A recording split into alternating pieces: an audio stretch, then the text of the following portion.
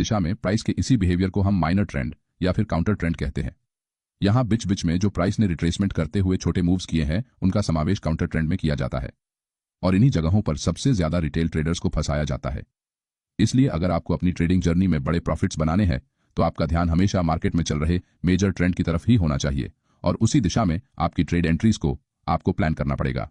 अब इन सभी पॉइंट्स को 1 मिनट में जानते हैं। यहाँ प्राइस एक स्विंग हाई बनाकर नीचे आने के बाद फिर से अपने पुराने स्विंग को ब्रेक कर देती है तो चार्ट पर ब्रेक ऑफ स्ट्रक्चर हो जाता है। कुछ देर तक ऐसे ही हायर हाइस और हायर लो बनाकर ऊपर जाने के बाद जब प्राइस अपने आखिरी स्विंग लो को नीचे की तरफ ब्रेक करते हुए फिर से एक लोअर हाई लगाती है तो यहाँ चेंज ऑफ कैरेक्टर हो जाता है।